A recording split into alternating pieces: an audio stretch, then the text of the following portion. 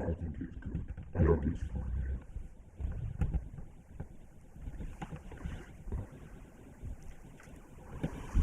Sit up, just in case you sit up. Okay, maybe go back in. Yeah, you're good. Yeah. Happy days. Rolling? Cool.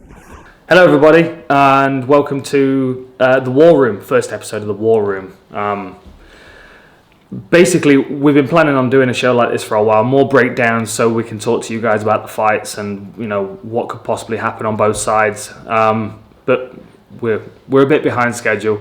But to be honest, when the Inside the Octagon went up for this weekend's main event, I've had so many messages, my Twitter's almost broken from the amount of people asking me to do Tony Ferguson and Cowboy breakdowns. And because there was so much disappointment, and because obviously it's the people's main event, I thought I'd sit down for a few minutes and just kind of give you my thoughts. It's just me and Kid Mystery, so it's not as flash as Inside the Octagon today, but we're going to throw some clips on as well so you can have a look, and please don't mind me referring to my notepad as we go, because usually on Inside the Octagon I've got the videos to guide me, but today I don't, so I'm gonna go off the scribbles on my notepad. So first of all, obviously we have to talk about the striking of both fighters. Cowboy is a very traditional Muay Thai fighter. He has been for his whole career. He uses a lot of traditional patterns, traditional movement patterns. He's got a couple of bad habits that he slips into sometimes, but nothing that I think that Tony Ferguson can exploit. Tony Ferguson, on the other hand, is very successful because he's very unorthodox. There are benefits and drawbacks to that. Obviously, the benefits in being unorthodox is that it's difficult for your opponent to predict what's coming next, especially if you throw things very awkwardly off positions that you shouldn't be. The example I'll use, coming off the top of my head, is Carlos Condit in the third round against Georges St. Pierre, how he dipped his head all the way down. Most people wouldn't throw a head kick from there, but Condit did because he's that kind of fighter. He's awkward and effective. Tony Ferguson's very much like that. So you've got to watch when he's moving. You've got to be making sure you've got all your targets covered, which obviously is very difficult. He covers distance very well. He switches stance very well. We've seen him do that kind of Ninja Warrior hop where he steps from one stance to another. He does a lot of bounding stuff, which allows him to get more power into his shots and always strike from the power side. Lost my pen lid. So that's the danger for Cowboy in this fight. He's getting backed up against the fence and then Tony Ferguson finishing with body kicks. We've seen Cowboy get hurt a couple of times with body shots before. We know it's a weakness in his game. We know that good fighters have tried to exploit that in the past. The likes of Anthony Pettis did a really good job of that. So if Ferguson's thinking of game plans, I'm not sure whether he does or not, but if he's thinking of game plans, the game plan for the striking range is to work the body of Cowboy and keep long range. Something else that Tony Ferguson does as well is he uses the length of his arms so well. The first one that comes to mind is the Ramsey Nijem knockout, where he throws this hook. It's actually the left hook, but he throws it so long it actually just catches him with the edge of his knuckles. And there have been a few shots like that. The Japanese fighter that I fought, name's gone, but the clip's there so you can watch it. Catches him right in the end, slips out, comes right back in, bings him with a right hand, a beautiful punch, making the most of the length of his arms. So two things for Cowboy obviously to watch out for: getting caught on the outside and getting caught with body shots. For Cowboy, it's all about head kicks. It's all about head kicks because Tony Ferguson is unorthodox in his attack and defence. He uses a lot of head movement. You'll see him backed up against the fence, slipping from side to side. Sorry, I didn't mean to disturb you. Slipping from side to side to avoid shots and that kind of thing. But that's where to me, as a lifelong striker, there are some patterns that can be exploited there. There are some obvious mistakes that he makes. I don't think there's a conscious thought process to that. He does it because it works and because most guys can't hit him when he's doing it. But someone like Cowboy that sees you slipping your head from one side to another will make you headbutt his shin 9 times out of 10. And fortunately, I went through Cowboy's fights last night and we've got loads of all the Cowboy head kick clips, just bang, bang, bang, bang, bang. He's so consistent with it. He can use either leg. He can set it up in lots and lots of different ways. Sometimes he doesn't even need to set it up with his hands. Sometimes he'll use his footwork to walk you onto it. But that's the difference between an unorthodox striker and a traditional striker in my eyes. Is the traditional striker is more predictable, absolutely, but a high-level traditional striker, there are levels to that predictability, which kind of reverse engineers the whole thing. With Tony Ferguson, he's very unorthodox, but because he's a flow state fighter and he's in the moment, oftentimes he's not exactly thinking about what he's doing, which means that sometimes if his opponent's a step ahead, they can set him up. So that's the thing to watch out in the striking range. When it comes to the clinch, it's a little bit 50-50.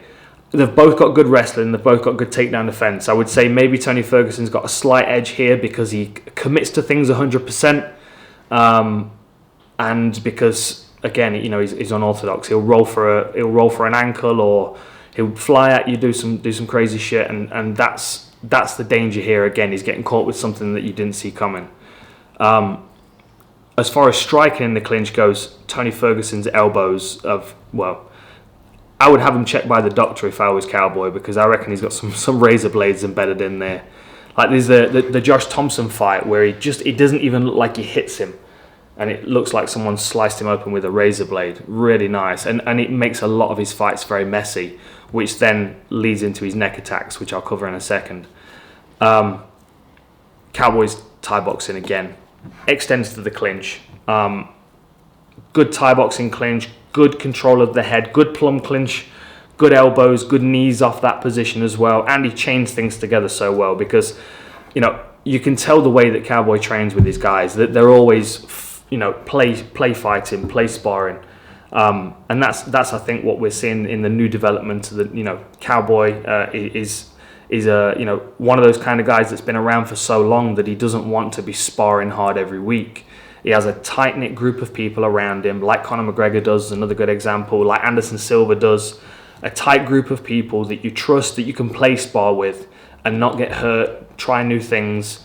So Cowboy's very good at erasing the seams between the striking, the clinch work, and the wrestling, and that is a lot because of that playful style of wrestling, which is gonna aid him in this fight against Tony Ferguson, who can throw something out of left field very quickly. You need to react and adapt. When it hits the ground, really Tony Ferguson, it's all about neck attacks. He has got a lot of other things that he can use, but in this fight, it's all head and arm chokes, anacondas, D'Arce chokes, guillotines. That's what I'm expecting to see, and that suits him well for two reasons. One, because he's going to be working the body of Cowboy. If you hit somebody in the body, the first thing they do is their body buckles, they bring their head down and offer their head. He's also got a very good headlock game, so he's very good at snapping people down into headlock positions. So I can expect him to be working that against Cowboy as well. And then the blood.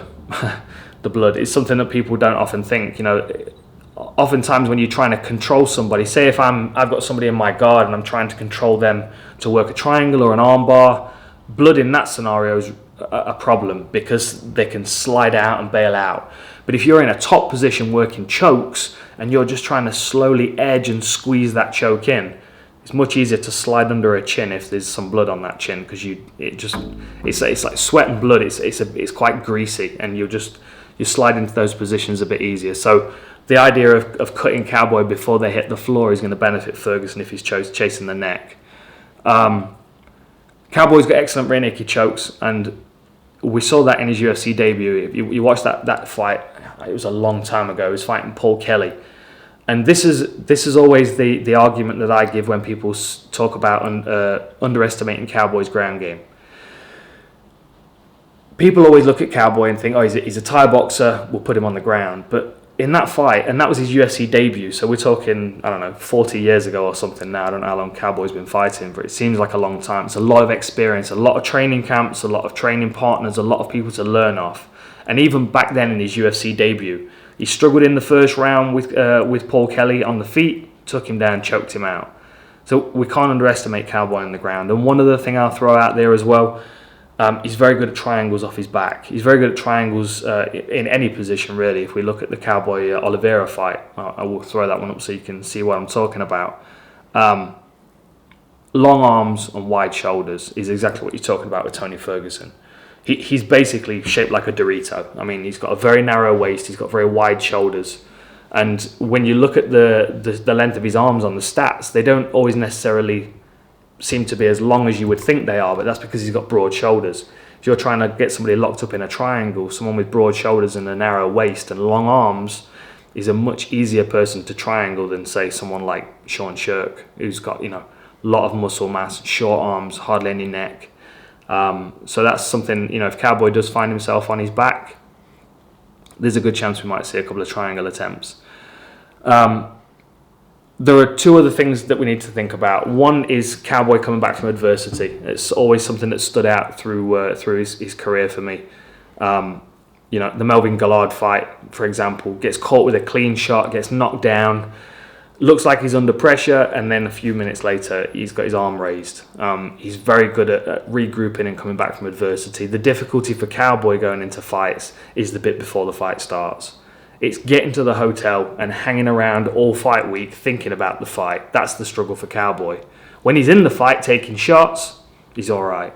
So if he starts rough, if he if he gets caught with a few shots early here, if he gets cut early, if he gets taken down early, don't count him out, because Cowboy is very good at regrouping. And the last question really is, you know, where's Tony Ferguson at? It's been a while since we've seen him.